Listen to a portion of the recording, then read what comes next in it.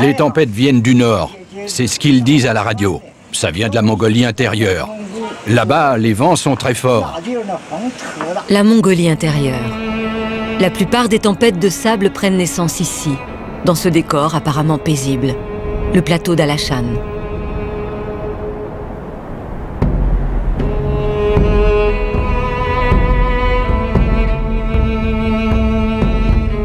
La source des tempêtes de sable, ce sont donc les déserts. Et en Chine, le désert avance considérablement. Des milliers de personnes ont déjà connu l'exil. Zhu Rejiang et son épouse habitaient ici il y a encore 3 ans.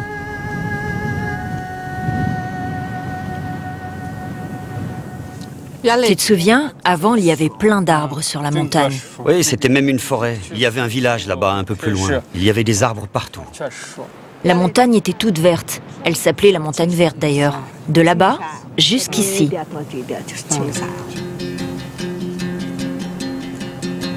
L'activité humaine est en partie responsable de l'avancée du désert. En cause, le bétail.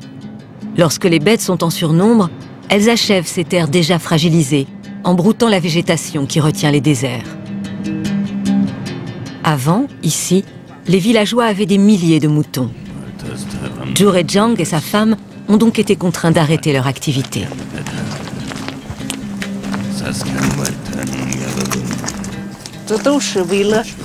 Les autorités nous ont donné l'ordre d'arrêter notre élevage pour sauvegarder les sols.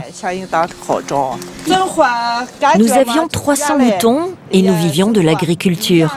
La vie était belle ici. Pour garder quelques moutons, nous avons dû partir. Zhu Rejiang et sa femme ont donc quasiment tout perdu. Ce sont, comme 20 millions de personnes dans le monde, des réfugiés écologiques. Ils ont dû s'exiler à une demi-heure de là, dans un autre village, protégé des vents par des arbres, et où l'eau n'est pas encore épuisée.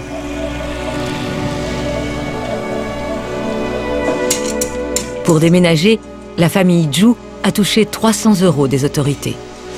300 € pour protéger l'environnement et reconstruire toute une vie.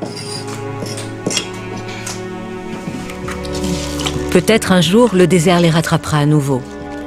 Alors, la mamie explique à sa petite fille qu'elle devra sans doute, elle aussi, émigrer un peu plus loin, pour s'inventer un avenir au-delà de ces terres hostiles.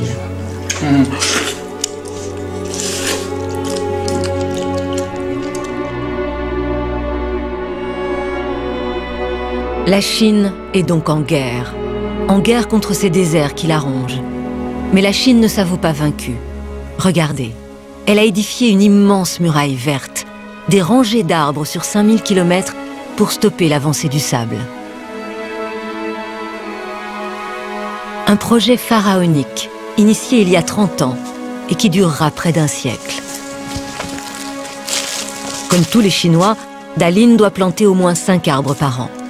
Les plantations sont même devenues sa profession. Il est ingénieur forestier en grande banlieue de Pékin. Il surveille la croissance des arbres. C'est vrai, on plante massivement pour lutter contre la désertification. C'est la principale solution qu'on ait trouvée. Les arbres vont fixer les poussières au sol en cas de vent. En plus, les arbres peuvent à la fois pomper et apporter de l'humidité. Donc, ils recréent autour d'eux un tapis végétal, ce qui enrichit la terre. Selon les estimations, près de 30 milliards d'arbres auraient été plantés en Chine depuis 20 ans. Une barrière naturelle qui a ralenti l'avancée des déserts. Mais ce n'est pas suffisant.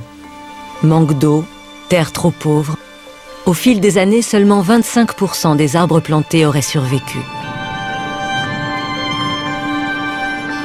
La Chine, qui voit toujours plus grand, plus haut, plus fort, a trouvé un ennemi à sa taille. Le désert.